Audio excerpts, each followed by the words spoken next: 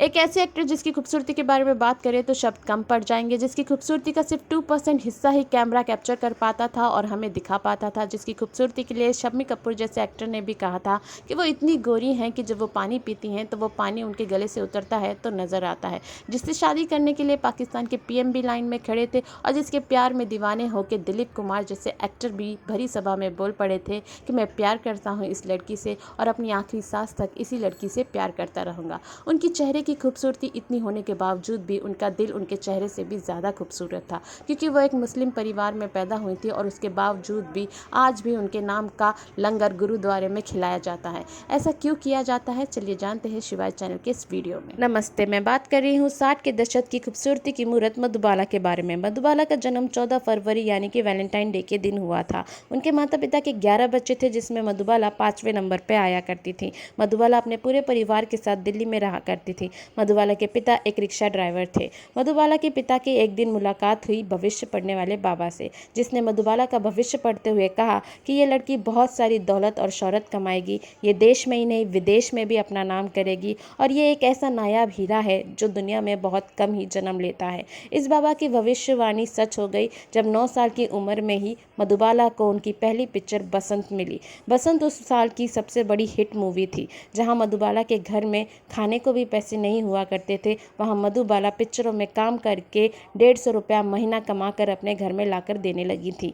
ये देखकर मधुबाला के पिता को लगा कि उन्हें दिल्ली छोड़कर अब मुंबई चले जाना चाहिए। मधुबाला के पिता अताउल्ला खान ने ऐसा ही किया। वो दिल्ली छोड़कर अपने पूरे परिवार के साथ मुंबई शिफ्ट हो गए थे और भिवंडी की एक छोटी सी जगह में रहने लगे थे। मधुबाला के पिता छोटी मधुबाला की उंगली पकड़ के स्टूडियो दर स्टूडियो घुमा करते थे ताकि मधुबाला को कहीं काम मिल सके। ऐसे काफ़ी दिन थे जब मधुबाला को खाना भी नसीब नहीं होता था और उन्हें रास्ते पे ही रात बितानी पड़ती थी। उनका यह कठिन परिश्रम रंग लाया जब उन्हें एक बार गाने का मौका मिला। जब वो गाना गा रही थी तो वो अचानक से रुक गई, तो सबको लगा कि छोटी मधुबाला इतने सारे लोगों को देख के डर गई, पर ऐसा कुछ नहीं हुआ था। मधुबाला ने जोर से चिल्लाकर तबलची को कहा कि मैं आपके हिसाब से गाना नहीं गाऊंगी, आपको अपना तबला मेरे हिसाब से बजाना पड़ेगा। उनका ये कॉन्फिडेंस देख के वहाँ के सारे लोग उनसे इम्प्रेस हो गए थे और फिर उन्हें एक से बढ़कर एक मूवियों में काम। खूबसूरत थी कि जब शम्मी कपूर ने पहली बार मधुबाला को देखा तो वो उन्हें देखते ही रह गए। वो अपनी नज़रें उनके चेहरे से हटा ही नहीं पा रहे थे। जब उन्हें डायलॉग्स बोलने के लिए कहा गया तो वो डायलॉग्स भी याद नहीं रख पा रहे थे।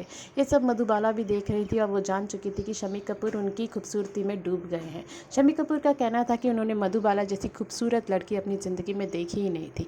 मधुबाला जितनी अपने चेहरे से खूबसूरत थी उतनी ही वो दिल की भी खूबसूरत थी। लोग कहा करते थे जब वो सेट पे रहा करती थी तो सेट का माहौल ही कुछ और रहता था, उनमें कुछ अजीब सी ही कशिश थी। एक बार जब वो हंसना शुरू कर दे तो वो अपनी हंसी रोक ही नहीं पाती थी। मधुबाला वो पहली एक्ट्रेस थी जिनकी मूवी हंसते आंसू को ए सर्टिफिकेट दिया गया था सेंसर बोर्ड की तरफ से। जब ये पिक्चर रिलीज़ हुई और मधुबाला ये पिक्चर देखने गई तो उन्हें रोक दिया गया, ये कहकर कि वो अडल्ट नहीं है, उनकी उम्र सिर्फ 17 साल है, इसलिए वो अपनी ही बनाई हुई पिक्चर को नहीं देख सकती हैं। मधुबाला को हॉलीवुड मूवी में काम करने के भी ऑफर आए थे, लेकिन उनके पिताजी अताउल्ला खान ने यह कहकर मना कर दिया कि मधुबाला को कांटे छुरी से खाना नहीं आता है, इसीलिए वो आउट ऑफ इंडिया काम करने नहीं जाएंगी। मधुबाला 17 साल की थी जब उन्होंने पहली बार दिलीप कुमार को तराना मूवी की शूटिंग के दौरान देखा और देखते ही अपना दिल दिलीप कुमार को दे बैठी थी। ऐसा ही कुछ हाल दिलीप कुमार का भी था। दोनों शूटिंग के दौरान एक दूसरे के करीब आए। एक दिन मधुबाला ने एक लेटर और गुलाब दिलीप कुमार को भेजा और उस लेटर में लिखा, अगर आप मुझसे प्यार करते हैं तो ये गुलाब अपने पास रखिए, वरना ये गुलाब मुझे वापस लौटा दीजिए। क्योंकि दिलीप कुमार भी मधुबाला से प्यार करने लगे थे। शम्मी कपूर ने एक इंटरव्यू में बताया था कि जब वो मधुबाला के साथ एक मूवी की शूटिंग कर रहे थे तब दिलीप कुमार हमेशा मुंबई से पुणे ड्राइव करके मधुबाला से मिलने आया करते थे और अगर मधुबाला शूटिंग में बिजी हो तो उन्हें दूर से ही देखा करते थे। मधुबाला और दिलीप कुमार ने एक साथ बहुत सारी पिक्चरें करी। उनका 9 साल का अफेयर था और एक दिन दिलीप कुमार की बहन मधुबाला के घर में दिलीप कुमार का रिश्ता लेकर गई थी, पर मधुबाला के पिता अताउल्ला खान ने इस रिश्ते से इनकार कर दिया था। दिलीप कुमार का कहना था कि मधुबाला के पिता अताउल्ला खान ने शादी से इसलिए इनकार कर दिया था क्योंकि उन्होंने दिलीप कुमार के सामने एक शर्त रखी थी जिसे मानने से दिलीप कुमार ने इनकार कर दिया था। दरअसल वो शर्त ये थी कि दिलीप कुमार शादी के बाद अताउल्ला खान के प्रोडक्शन हाउस के अंडर ही पिक्चरें बनाया करेंगे, जिसे मानने से दिलीप कुमार ने इनकार कर दिया था और इसीलिए अताउल्ला खान ने शादी से इनकार कर दिया था। शादी से इनकार होने के बावजूद भी दिलीप कुमार और मधुबाला के प्यार में कोई कमी नहीं आई थी। एक दिन दिलीप कुमार ने मूवी के सेट में मधुबाला से पूछ लिया था अगर वो चाहें तो वो उनसे आज ही निकाह कर लेंगे, पर उन्हें अपने पिता के साथ सारे रिश्ते तोड़कर दिलीप कुमार के साथ आना पड़ेगा। ये सुन के मधुबाला ने कोई भी जवाब नहीं दिया था और दिलीप कुमार गुस्से से वहाँ से चले गए थे। दरअसल मधुबाला अपने पिता से बहुत प्यार करती थी, उनकी बहुत इज्जत करती थी। उनका मानना था कि वो जो भी कुछ आज थी वो अपने पिता की वजह से ही थी और इसलिए वो दिलीप कुमार के लिए अपने पिता को नहीं छोड़ सकती थी। मधुबाला और दिलीप कुमार के प्यार के बीच में दरार पड़ गई थी और ये दरार और भी गहरी हो गई थी जब दोनों ने मिलकर एक पिक्चर नया दौर को साइन किया था। नया दौर की 10 दिन की शूटिंग हो गई थी और बात आई थी आउटडोर शूटिंग के लिए, जिसके लिए दोनों को ग्वालियर जाना था। पर मधुबाला के पिता अताउल्ला खान ने मधुबाला को ग्वालियर जाने से इनकार कर दिया था। उनका कहना था कि ये शूटिंग मुंबई में भी तो हो सकती है, पर बी.आर. चोपड़ा फिल्म के प्रोड्यूसर इस बात के लिए नहीं माने और उन्होंने मधुबाला को फिल्म से निकाल दिया और मधुबाला पे कोर्ट केस कर दिया। कोर्ट में दिलीप कुमार ने बी.आर. चोपड़ा का साथ दिया और उनकी तरफ से गवाही दी। कोर्ट में दिलीप कुमार को कई सवाल पूछे गए, उसमें से एक सवाल ये भी था कि आप मधुबाला से प्यार करते हैं, तो दिलीप कुमार ने जवाब में सबके सामने ऐलान कर दिया कि हाँ, मैं मधुबाला से प्यार करता हूँ और अपनी आखिरी सांस तक उससे प्यार करता रहूँगा। मधुबाला ने अपने वकील से कहा था कि वो यकीन नहीं कर पा रही हैं, जो शख्स उनसे इतना प्यार करता था आज उसने उन्हीं के खिलाफ। का कहना था कि अताउल्ला खान मधुबाला के लिए बहुत ही सख्त थे। वो मधुबाला को कहीं भी अकेला नहीं छोड़ा करते थे, ना कोई पार्टी में, ना कोई प्रीमियम पे, और शूटिंग में भी हमेशा मधुबाला के साथ ही रहा करते थे, जिसके वजह से दिलीप कुमार को अताउल्ला खान पे गुस्सा आया करता था। पर अताउल्ला खान का कहना यह था कि मधुबाला की तबीयत हमेशा से ही खराब रहा करती थी और इसीलिए वो मधुबाला को कभी अकेला नहीं छोड़ा करते थे। दरअसल 1950 में जब मधुबाला एक फिल्म की शूटिंग कर रही थी तभी उन्हें खून की उल्टियाँ होने लगी। जब उनकी जाँच कराई गई तब पता चला कि मधुबाला के दिल में एक छोटा सा छेद है, जिसकी वजह से उनकी तबीयत दिन ब दिन खराब होती चली जा रही थी। पर अताउल्ला खान ये सारी चीज़ें दुनिया के सामने आने नहीं देना चाहते थे, क्योंकि वो जानते थे अगर ये सब कुछ दुनिया को पता चला तो मधुबाला को पिक्चरें मिलने बंद हो जाएंगी। कोर्ट केस खत्म होने के बाद भी मधुबाला ने दिलीप कुमार से कहा था कि अगर वो उनके घर पर आकर उनके पिताजी से माफ़ी मांग ले तो वो सारी चीज़ें भूल कर उनसे शादी कर लेंगी। पर दिलीप कुमार को उनके पिताजी से माफ़ी मांगना मंजूर नहीं था और इसीलिए दोनों का रिश्ता खत्म हो गया। मुगले आजम की शूटिंग के दौरान दिलीप कुमार और मधुबाला को प्यार भरे सीन करने पड़ते थे, पर दोनों में दुआ सलाम भी नहीं रह गया था। एक दिन शूटिंग के दौरान दिलीप कुमार को मधुबाला को थप्पड़ मारना था और दिलीप कुमार ने सच में ही मधुबाला को जोरदार थप्पड़ मार दिया था, जिसके बाद मधुबाला को कुछ वक्त लगा था अपने आप को संभालने के लिए।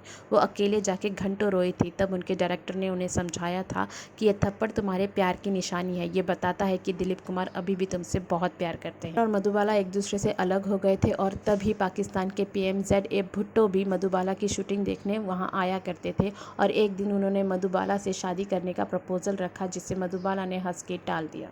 मुगले आजम की शूटिंग के दौरान मधुबाला की तबीयत और भी ख़राब होने लगी थी और इसीलिए वो चाहती थी कि अब वो शादी कर ले। उनके सामने 3 एक्ट्रेस के प्रपोजल आए थे शादी के लिए, जिसमें से उन्होंने किशोर कुमार से शादी करने का फैसला किया था। मधुबाला अपना इलाज कराने के लिए लंदन जाना चाहती थी, पर उनके पिताजी अताउल्ला खान चाहते थे कि पहले वो इलाज करा ले और फिर वो शादी करे। पर किशोर कुमार चाहते थे कि पहले वो शादी कर ले और फिर वो इलाज कराने लंदन जाए, और जिसके वजह से उन्होंने पहले शादी करी और फिर वो इलाज के लिए लंदन चले गए। लंदन जाने के बाद डॉक्टर्स ने किशोर कुमार को बताया कि मधुबाला की बीमारी का कोई इलाज नहीं है और वो ज़्यादा से ज़्यादा सिर्फ 2 साल ही ज़िंदा रहेंगी। ये सुन के किशोर कुमार ने मधुबाला को बताया कि मैं सब कुछ समझ गया हूँ, डॉक्टर ने क्या कहा है, अब हमें वापस इंडिया चलना चाहिए, और उन्होंने वैसा ही इंडिया आने के बाद किशोर कुमार ने मधुबाला को सलाह दी कि वो अपने पिताजी के घर पर रहे, पर मधुबाला चाहती थी कि वो किशोर कुमार के साथ ही रहे। पर किशोर कुमार का कहना था कि वो हमेशा शूटिंग में बिजी रहेंगे और इसकी वजह से मधुबाला का ख्याल नहीं रख पाएंगे। अगर वो अपने पिताजी के घर पे रहेंगी तो उनका ख्याल ज़्यादा अच्छे से रखा जाएगा। किशोर कुमार हमेशा महीने में 1-2 बार मधुबाला से मिलने उनके पिताजी के घर पर आया करते थे और उनके सारे इलाज का खर्चा भी किशोर कुमार ही उठाया करते थे। मधुबाला की हालत दिन ब दिन खराब होती चली जा रही थी। उनके दिल में छेद होने की वजह से भारी मात्रा में शरीर खून बनाने लगा था, जिसके वजह से खून नाक और मुँह से भी बाहर आने लगा था। इसी बीच खबर आई कि दिलीप कुमार सायरा बानो से शादी कर रहे हैं। जब ये बात मधुबाला तक पहुंची तब मधुबाला ने दिलीप कुमार को मिलने के लिए बुलाया। जब दिलीप कुमार मधुबाला से मिलने गए तब मधुबाला की हालत बहुत ख़राब थी। मधुबाला ने दिलीप कुमार से कहा कि मेरे शहजादे को उसकी शहजादी मिल गई है, ये बात सुनकर मैं बहुत खुश हूँ। मधुबाला की हालत दिन ब दिन खराब होती चली जा रही थी। खूबसूरती की पहचान मधुबाला को अब मेकअप के सहारे अपना चेहरा ढकना पड़ रहा था। डॉक्टर रोज़ाना उनके घर में उनका एक्स्ट्रा खून निकालने आ रहे थे और अब तो ये हालत हो गई थी कि वो अपने बिस्तर से उठ भी नहीं पा रही थी। और फिर वो दिन आया जब 36 साल की मधुबाला इस दुनिया को छोड़कर चली गई। दिलीप कुमार मधुबाला को देखने आते, तब तक मधुबाला के परिवार ने उन्हें दफना दिया था। तब दिलीप कुमार ने उनकी कब्र पर जाकर घंटों समय बिताया था और उन्हें आखिरी श्रद्धांजलि दी थी। जितना खूबसूरत मधुबाला का चेहरा था, उससे कई ज़्यादा खूबसूरत मधुबाला का दिल था। मुस्लिम परिवार में जन्म लेने के बावजूद भी वो अंधेरी के एक गुरुद्वारे में हर गुरु नानक साहब के जन्म पर लंगर खिलाया करती थी और लंगर का सारा खर्च खुद उठाया करती थी। उनके मरने के बाद ये सेवा उनके पिताजी ने 6 साल तक जारी रखी, जब तक उनके पिताजी की डेथ नहीं हो गई थी।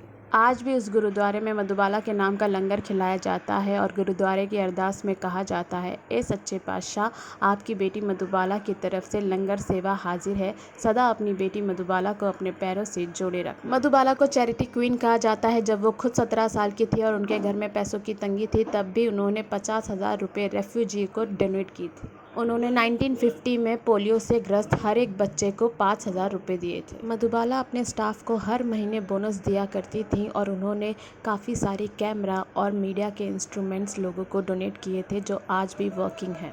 36 साल की छोटी सी ज़िंदगी में मधुबाला ने अपने चेहरे और दिल की खूबसूरती से करोड़ों लोगों के दिल लूट लिए थे। आज वो इस दुनिया में नहीं है, पर हमारी यादों में हमेशा ज़िंदा रहेंगी। आज के लिए इतना ही, फिर मिलते हैं दूसरे वीडियो में।